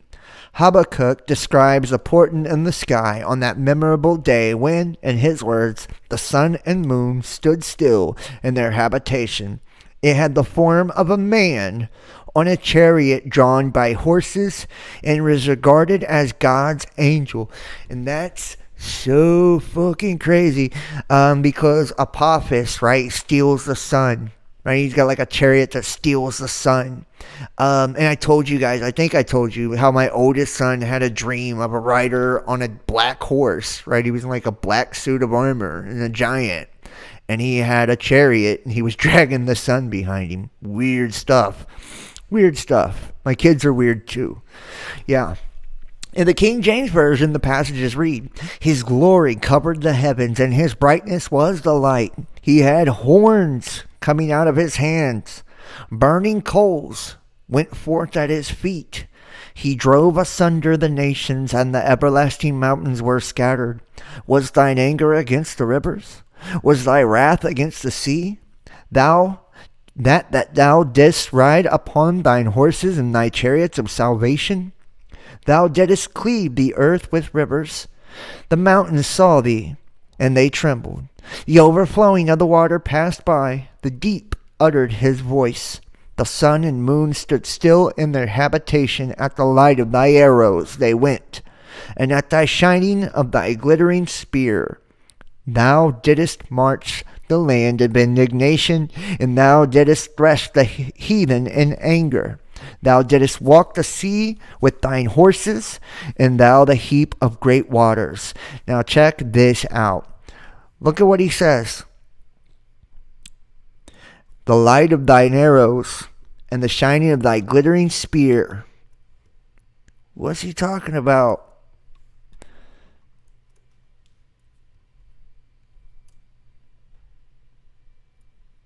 Could he be? Could he be? his glittering spear. See? Sun god Ra, aka Jupiter. And there's Set with his spear, holding back Apophis, or the serpent, the fabulous serpent, the dragon, the enormous red dragon. Right there, man. I'm trying to tell you, there is nothing new under the sun. People say, John repeats himself too much. Yeah, dude. It's because the fucking history repeats itself. It's the same fucking story over and over. It's not me just repeating myself over and over.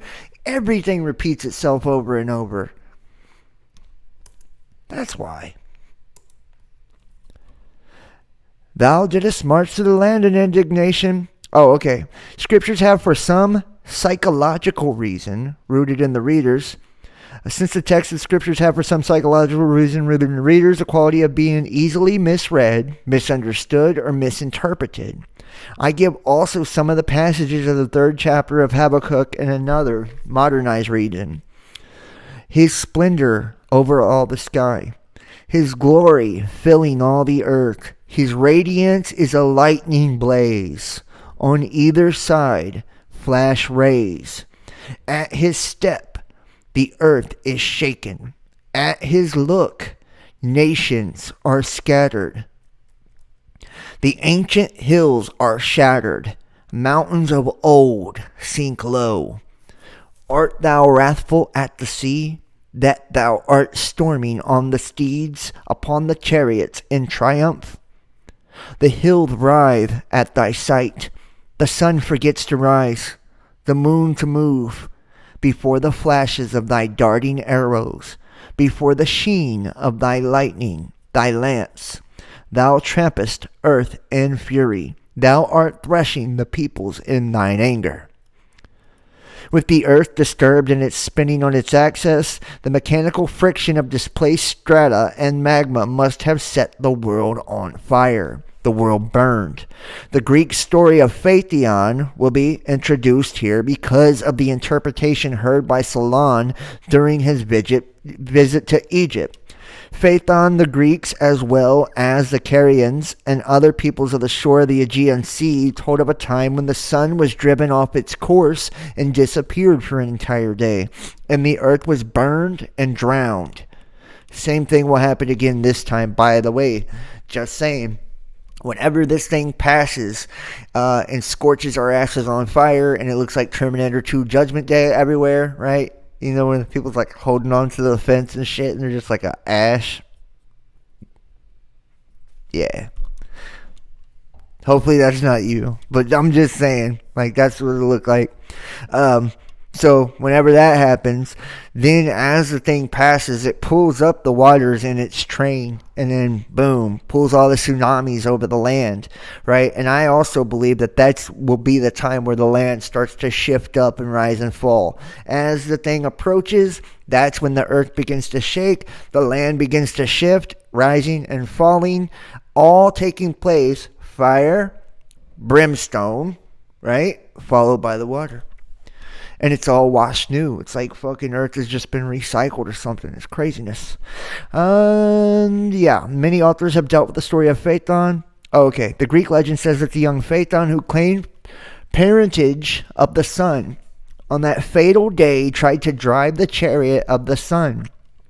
Phaethon was unable to make his way against the whirling poles, and their swift axis swept him away. Phaethon in Greek means the blazing one. Many authors have dealt with the stories of Phaethon. The best known version is the creation of the Latin poet Ovid. The chariot of the sun, driven by Phaethon, moved no longer in the same course as before. The horses break loose from their course and rush aimlessly, knocking against the stars set deep in the sky and snatching the chariot along through uncharted ways. The constellations of the cold bears try to plunge into the forbidden sea. and the sun's chariot roamed through unknown regions of the air. It was borne along just as a ship driven before the headlong blast, whose pilot has let the useless rudder go and abandoned the ship to the gods and prayers. And think about it. Isn't it the bears or Orion and shit? Think about the Bible talking about the bear and all of this too, man. Like I'm trying to tell you, everybody's saying the same story. And the reason, and he even says there's like this psychological, defect in humans to where we automatically misinterpret, this type of shit. Why? What is it that, what is it? Like, are we just fucking stupid by nature, or have we been slowly but surely programmed to misinterpret these things? Is it our persona, our ego, right? That part of ourselves that is creation of confusion, right? It's intentional confusion. And the true us, that's why everybody at the end of the day has this inner knowing of all of these things, right? We all know it because, right side, the light, the spirit, right? It knows all things, right? Think about it. The two U's, when you separate the brain, the right side knows it all. It knows every answer to every question. It knows every object. It can draw it out. It just can't speak, right? Left side makes up lies or stories, right, to justify its purpose, which it is the persona, right? It's the ego side of you, right? Mars, Venus, left, right, masculine, feminine, okay? So have we been, by being locked into the phantom, the illusion, are we naturally being tossed into confusion down here? And that's why everything we hear word-wise and shit like that gets all scrambled up in our heads, and our interpretation is wrong because it's meant to be. It's meant to confuse us and to keep us disoriented. That way we can never kind of, get ourselves back together and escape this shit. I kind of think so. It says the woods are ablaze in the mountains, or the earth bursts into flames. The highest parts first, which would be volcanoes, right? And splits into deep cracks. We see that happening now, by the way. And its moisture is all dried up. That's happening now also. The meadows are burned to white ashes. The trees are consumed, green leaves and all. And the ripe grain furnishes fuel for its own destruction. Now, I want to just point something out here. When it's talking about ripe, right? The ripe grain furnishes fuel for its own destruction. This, to me, is like a harvest term, right? Like whenever we're talking about grapes, wine, olive oil, grain, right? Wheat and tares, right? Like it's saying, like the ripe grain furnishes fuel for its own destruction. This is the darkness, right? Like I think that it's what's setting the fire ablaze. Great cities perish with their walls, and the vast conflagration reduces whole nations to ashes, and nations are a flight of locusts. The woods are ablaze with the mountains, and wood is another word for plasma too. I just wanted to also put that in there. So just saying. Etna is blazing, and Etna is also right now blazing. And it says Ovid Metamorphosis, translated, Book 2, boundlessly and twin-peaked Parnassus, nor does its chilling climb save Scythia. Caucasus burn, and the heaven-piercing Alps and cloud-capped Apennines, the scorched cloud belch forth smoke. The scorched clouds belch forth smoke. Phaethon sees the earth aflame. He can no longer bear the ashes and whirling sparks, and is completely shrouded in the dense, hot smoke. In this pitchy darkness. He cannot tell where he is or whither he is going. It was then, as men think, that the peoples of Ethiopia became black-skinned, since the blood was drawn to the surface of their bodies by the heat. Then also Libya became a desert, for the heat dried up her moisture. The Don's waters steam. Babylonian Euphrates burns. The Ganges, Phasis, Danube, Alphus boil. Sperchos banks are aflame. The golden sands of Tagus melt in the intense heat, and the swans are scorched. The Nile fled in terror to the ends of the earth. The 7 mouths lie empty, filled with dust. 7 broad channels, all without a stream. The same mischance dries up Thracian rivers, Hebrus and Strymon, also the rivers of the west, the Rhine, Rhone, Po, and Tiber. Great cracks yawn everywhere. Even the sea shrinks up, and what was but now a great watery expanse is a dry plain of sand. The mountains which the deep sea had covered before spring forth, and increase the numbers of the scattered Cyclades. How could the poets have known that a change in the movement of the sun across the firmament must cause a world conflagration, blazing of volcanoes, boiling of rivers, disappearance of seas, birth of deserts, emergence of islands, if the sun never changed its harmonious journey from sunrise to sunset? The disturbance in the movement of the sun was followed by a period as long as a day, when the sun did not appear at all, Ovid continues. If we are to believe report, 1 whole day went without the sun, but the burning world gave light. A prolonged night in one part of the world must be accompanied by a prolonged day in another part. And of it we see the phenomenon related in the book of Joshua, but from another longitude. And this may stimulate and surmise as to the geographical origin of the Indo-Iranian and Carian migrants to Greece. The globe changed the inclination of its axis. The globe changed the inclination of its axis. The globe changed the inclination of its axis. The globe changed the inclination of its axis. What the fuck's happening now? Is the globe changing the inclination of its axis now? Or... just saying. Right? Just saying. Latitudes changed too. Ovid's ends the description of the world catastrophe containing the story of Phaethon causing all things to shake with her mighty trembling. She, the earth, sank back a little lower than her wonted place. Plato recorded the story heard 2 generations before the Solon and the wise ruler of Athens. Solon, on his visit to Egypt, questioned the priest. Versed in the lore of antiquity on early history, he discovered that neither he himself nor any other Greek knew anything at all, one might say, about such matters. Solon unfolded before the priest the tale of the deluge, the only ancient tradition he was aware of. One of the priests, an old man, said, "There have been and there will be many and diverse destructions of mankind, of which the greatest are by fire and water, and lesser ones by countless other means.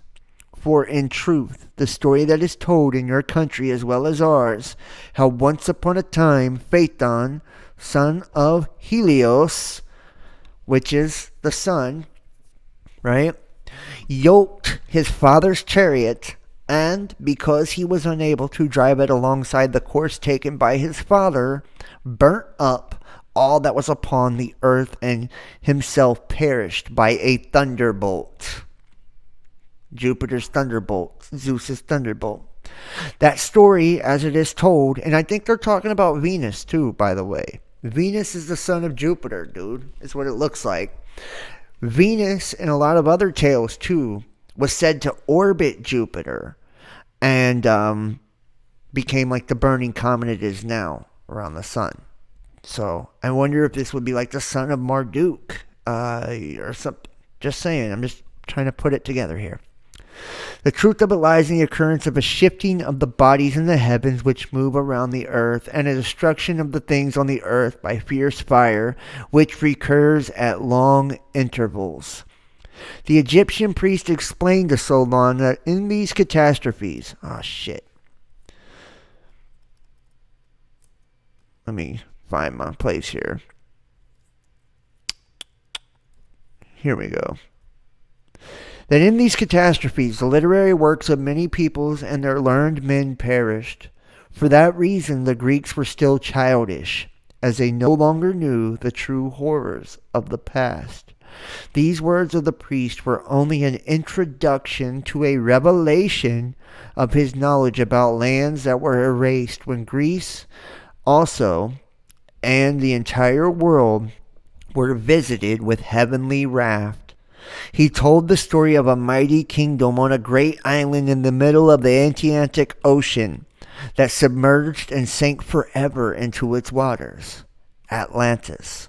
The story narrated by Plato on the island of Atlantis that ruled Africa as far as the border of Egypt and Europe as far as Tuscany and Apennine Peninsula, and the one in fatal night was shattered by earthquakes and sank, never ceased to occupy the imagination of the literary. Strabo and Pliny thought that the story of Atlantis was an illusion of the elderly Plato, but to this day, the tradition, as revived by Plato, has not died. And and this is the thing too, when you look at Africa, you can see that it absolutely was fucking Atlantis too. Hold on. There it is. Boom. Check this out. Just like Atlantis. Right here. See? How Atlantis was described by these, the inner rings and the outer rings and all of that. It looks like the Stripe planet just like hit, touched down right on the Earth or something. It's weird as shit. Let me see if I can get you a better image and just kind of show it. I believe this is it, though, man. Look at that. Perfect. Perfect. And if you look at Thoth and, Enki and all of this, which he would be Poseidon. Enki would be Poseidon.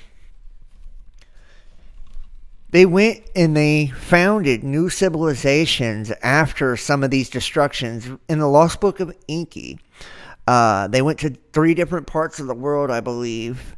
And one of their different places they went, Poseidon or Enki, started in the center, and all of his sons ruled the different outer rings or islands, right? And this would explain like Atlantis, or I believe it was the Mayans, Egypt, Atlantis. There was a few different ones, and if you read the story of Atlantis, it basically uses the names of the Egyptian gods too, right, to like fill in the gaps of the ones that actually founded Atlantis, which means of the Atlantic once again. So just saying, very strange ass shit, right? And I actually seen somebody post this, but I wanted to point it out. It's Nine Narnia. I think she's good. I don't know. I haven't watched her. But she was pointing out here, and I've done this before too, that the word womb in the Bible set apart all that open up the matrix, right?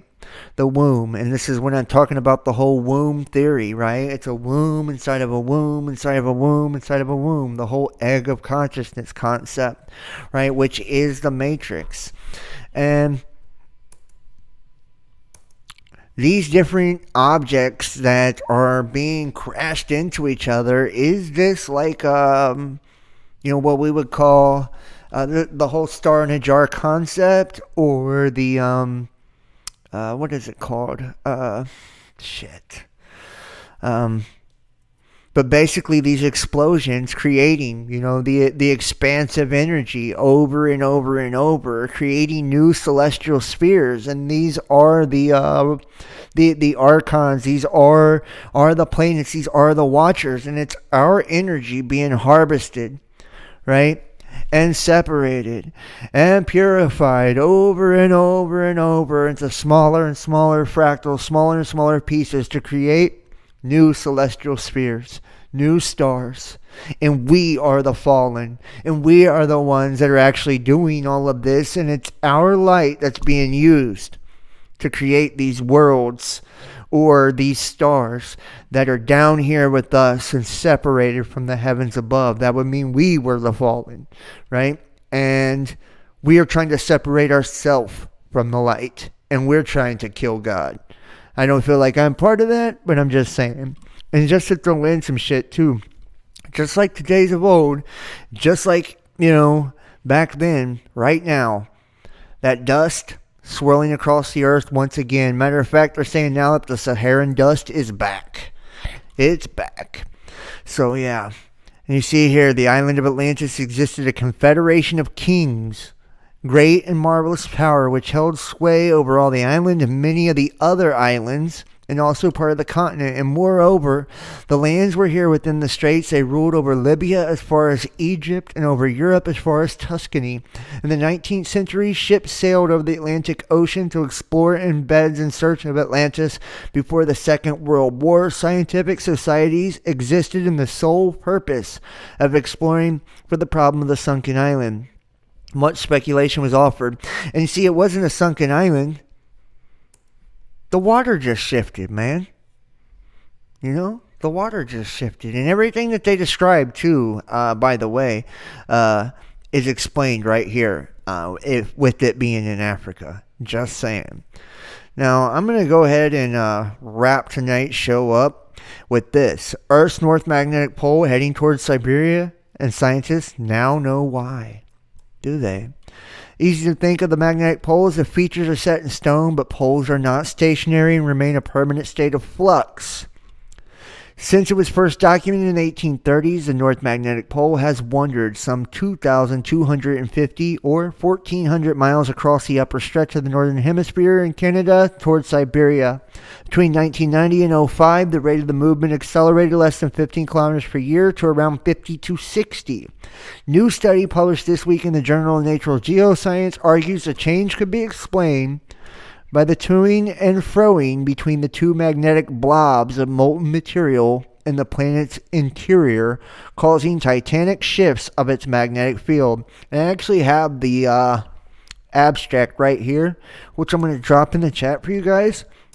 The recent North Magnetic Pole acceleration towards Siberia caused by flux lobe elongation, which I would think that in this whole concept of the magnetic blobs, that the magnetic blobs would be positivity and negativity. The same type of thing we see on every fucking level of all of this. You know what I'm saying? That's what would be causing the shift, right? Light and dark wrestling within each other. The yin and yang, man. The Ouroboros, the snake devouring its own tail. Like, this is what we see on every single level, on every single phase of our reality, down to inside our bodies, us, in the heavens, the earth. It's all the same. It's all the same. So, I want to thank you guys for joining me. I'm probably going to head over to the Discord in about 20-30 minutes. I'm actually going to grab something to eat before I do.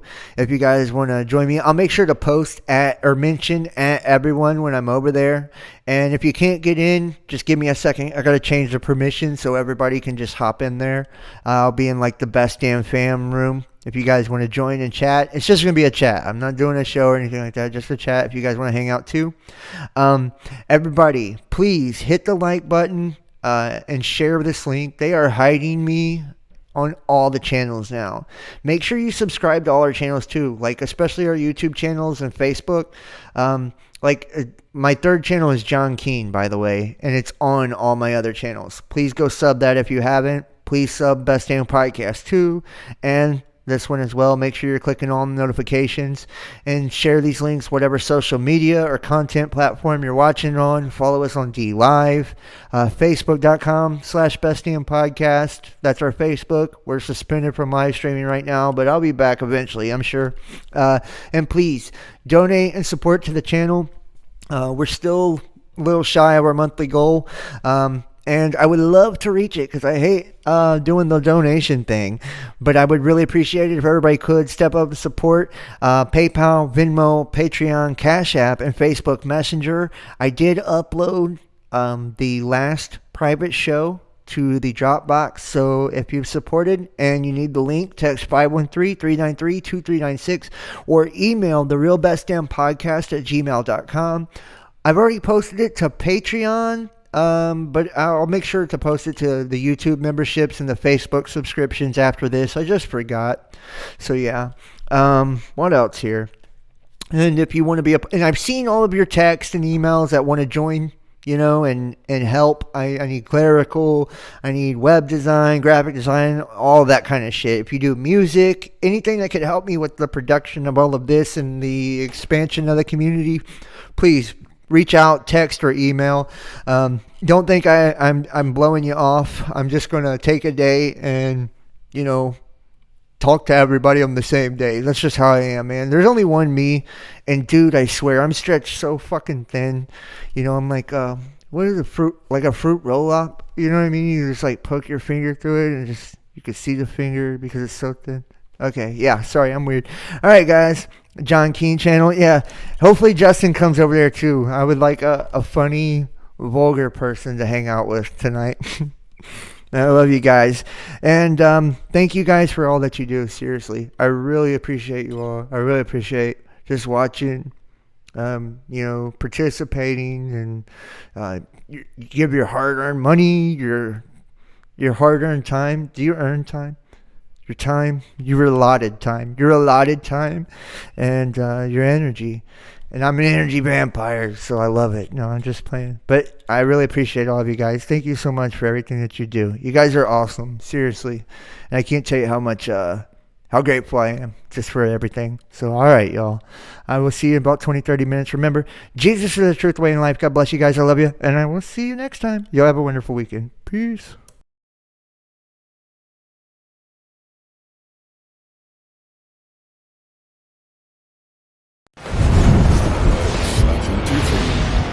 Like getting slapped. Maybe we could be friends. Sounds like a good deal. We can meet up and just beat the absolute fuck out of each other. Sounds great. At least they look here, I do not cap no more. I'ma cap you if you're showing them my street, of course. Dodging people in my city like I'm at the door. I won't act like it be pretty, I've been mad before. See him coming through my review like you bout the floor. I got gas up in my pedal and I'm past that Porsche. If you got beef you wanna settle, you get shred and torn. Got that blade that leave you spread out like a bastard born. You're from a plastic corpse, you fake faceless the way. Take that name to my grave, but I'm this still I fight. No 1-7 a day, when I filled up my plate. With the pills from the doctor, to take away the pain. Since then nothing been playing shit, I got demons to race. And now I'm running my numbers and I've been up in my pace. Yeah, that gon' run on my state, feel like I'm blow and create the existence I need, a bitch that no freedom and change. I said, boy, get up on my dick, you ain't seen shit, boy. Fucking with your clique like it mean shit, boy. Rolling up my sticks, you a fiend, bitch, boy. Don't think you exist, you a defense. Your ego finito, let people be evil, no see through ID through the wrong. I don't want to put them underground. I let the bullet, I got you out. See what I mean, though I kid, don't be equal. I freaking the feature, then fuck around. I got your bitch in my dungeon now. She got that dip like a dozen now. I got that clip that gon' buzz them pounds. Fuck up the code, we gon' run them fouls. She the main coast, no I love that sound. Cry my name when I love and down. That kind of fuck, but I'm fucked up as well. Cancer been spreading inside of myself. Keeping it cold cause I know I bring hell. Bitches take fools cause you keep me rough. Said boy, get up on my dick, you ain't seen shit, boy. Fucking with your clique like it mean shit, boy. Rolling up my sticks, you a fiend, bitch, boy. Don't think you exist, you on defense. Boy, get up on my shit.